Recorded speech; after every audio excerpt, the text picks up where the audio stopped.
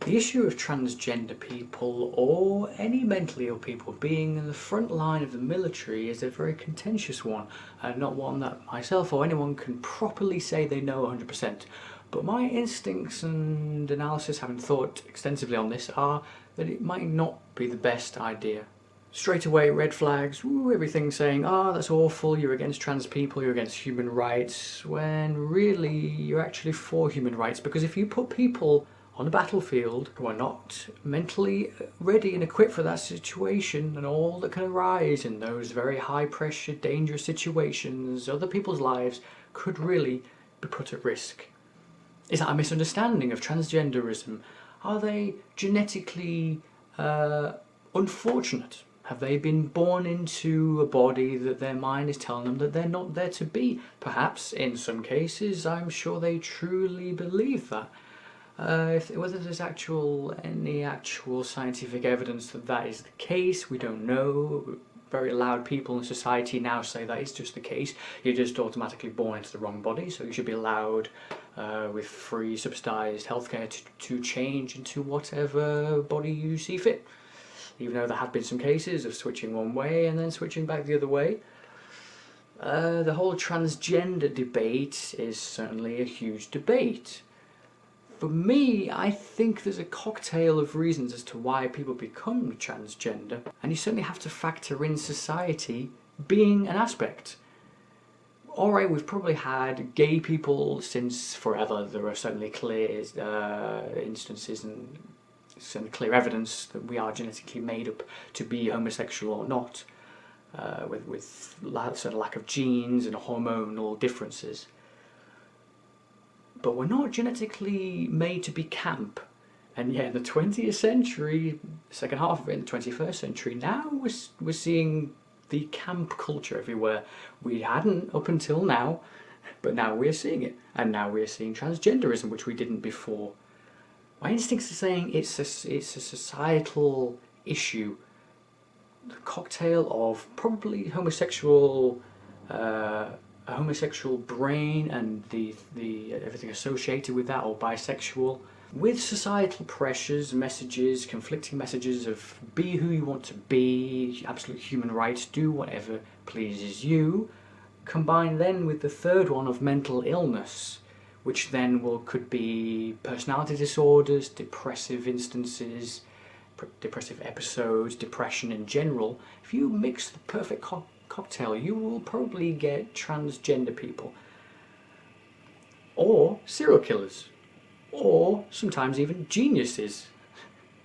If you mix a perfect cocktail of these different ingredients and different measures, you will get different people who generally don't conform and don't live the traditional animalistic mammalian life of masculine males and feminine females. We have a cocktail of things. Human beings are very complex creatures, there's no doubt about it, but we are logical, scientific creatures as well who do make absolute sense. And so, with my opinion on why people are transgender, should they then be allowed to enter the military? Again, there's that mental illness aspect. Trans rights are human rights, absolutely. And for so many areas, so many job opportunities, career opportunities, that is obviously the case. For men and women, whenever the physicality is taken out of it, then also there is that. The military physicality is a part of it, and so there have to be the conditions for women, for transgender people, for young people, for unfit people. I'm not strong enough. I'm far too thin. I'm not strong enough. I wouldn't be good enough for the military. I can have enough awareness to say that, and I would probably find it pretty tough as well. Mentally and everything you have to be in the military. This is not an area for playing games, making any societal points. And the question marks that we do have over transgender people now, no matter what people say, we still have many studies to do. We still have to learn more about what drives people to doing that, and we can't be playing around with the military and making societal points out of such a sharp end position where one wrong move, where one freak out can result in several lives lost or a mission failed, which can have such strategic ramifications. There are no absolute rights. There are certain privileges we give to people. There are no complete carte blanche rights that people have to anything. And so, as we are increasingly having in the Western world, have a meritocratic system for every career path that we know we can do the same, which does not, for example, include certain physical sports where there are differences where we are put into different categories, and no one actually says that's wrong. There are differences. And seeing as we are understanding and the stigma is eventually being knocked down to do with mental health, that should also appreciate that, yes, there are differences with mental health. We have autistic people, or people with Asperger's, there are manic depressives, people with personality disorders, schizophrenics, that probably shouldn't be in the military. That's not to say you're all for people, or put them lepers, just feed them over there, or keep them at bay. No, it's just saying that for certain things, as myself, I wouldn't be good for the military. They also, probably mentally, it would be a very tough situation that could potentially put other people's lives at risk at the very sharp end. We can't just have a complete blanket rights. I get the argument, though, that it seems awful, and I think the way it came out with the Trump presidency was poor, just out of the blue. Oh, by the way, transgender people aren't allowed to be in the military. It hit everybody like a thunderbolt out of nothing, which makes you wonder why it was done in that way, but that's not the point. And I completely get with the attacks on transgender people, on gay people, that you have to be careful with some of the rhetoric that's spouted, and you have to be careful with where you allow people and which job opportunities they're allowed to be in. But you can't escape, no matter what societal issues you want to make, points you want to make, you can't escape the mentally ill people. If there's a possibility that they might be mentally ill, again, it's up for question how the mental health and status of transgender people, fine. But we don't know that they're not mentally ill to a degree, and I know there is enough evidence and just the analysis to think if you want to change the very identity that you're born with, when in a number of cases it doesn't actually make people happy and some do change back, is that really the right path to be going down in letting potentially mentally ill people in positions of the absolute sharp end? Then you could say, well, should they be teachers or nurses or things, because these have sharp ends as well. And fine, but there still isn't the level of absolute sharpness that you get in the military, where there could be a shootout, where there could be you've just heard there's going to be a bomb in the area, where there could just be someone who's just shot there and badly injured, wounded. How do you know how mentally ill people are going to react? You don't know the brain, with the way the brain will react. So until we get to the point where we can say, all right, transgender people aren't mentally ill, it really is absolutely a scientific thing. You are born in the wrong body. Fine, until when we get to that point, we can say, fine, in the military. Okay, there are medical costs, but for me that's not a huge thing. All right, there are medical costs, and yes, that'll be unfortunate, but we spend all kinds of money on all kinds of things. I think having ramps and things for wheelchair users, all right, costs money, but we want disabled people to get where they can get, where able-bodied people can get. We will be spending more money. Spend more money on homeless people, sick people and things. That shouldn't be too much of an issue. For me, the main issue is the mental state that you're in. Can you perform the job that you're in to the absolute maximum in the toughest of situations? And in the military, it doesn't get much tougher than in the military. And I don't think there's enough evidence yet that mentally ill people can. In the same way, I know unfit people, whether they're too thin or too fat, they can't. You have to be physically and mentally tough to be in such a privileged position as being in any nation's military. With the state of the world, as it has been for quite some time, and probably always will be, you need to be a tip-top of the human race physically, mentally, to be in the military doing these very tough operations.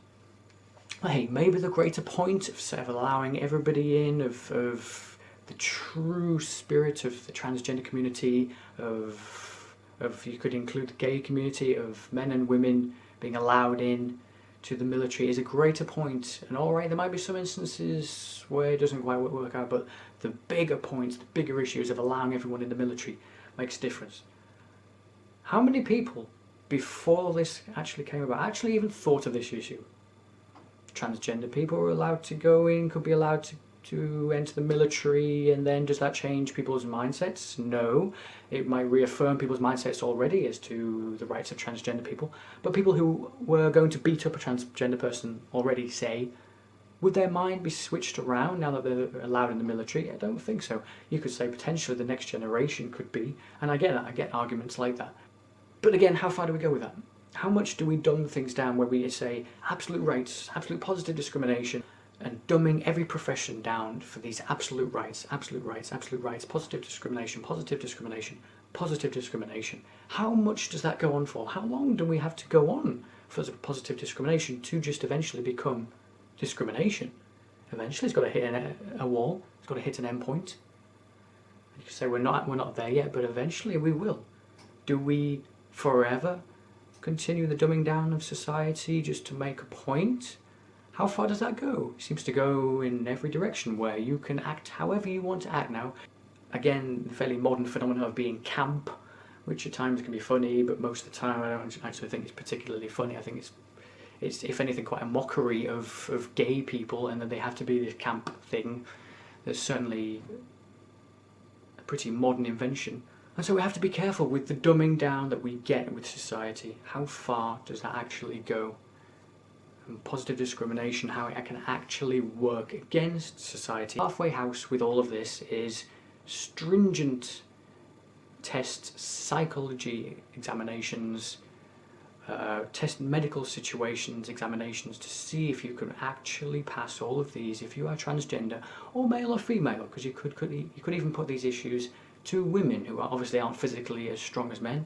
And so you have to be careful with things like that, with issues of women on the front lines, and with the hormonal differences and pressures there as well.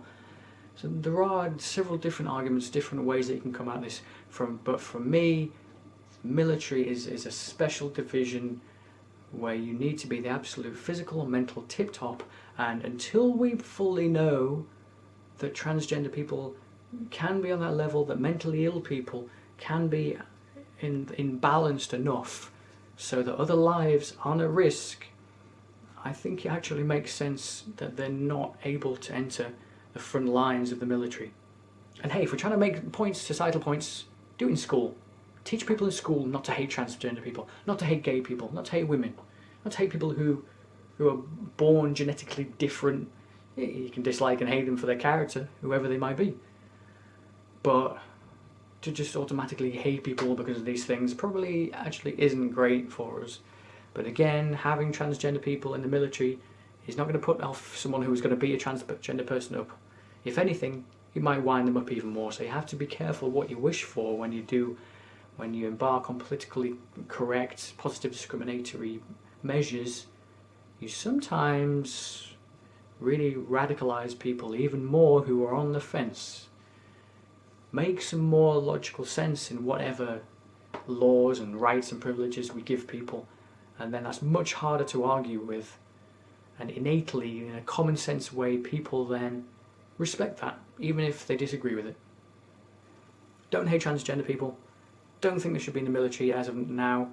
We need a greater understanding as to what mentally ill people can and can't accomplish, whilst never stigmatising, because it's aspects in your brain that are out of your control. And when you have parts of your brain that are out of your control, anything's possible, and you cannot have that in the military.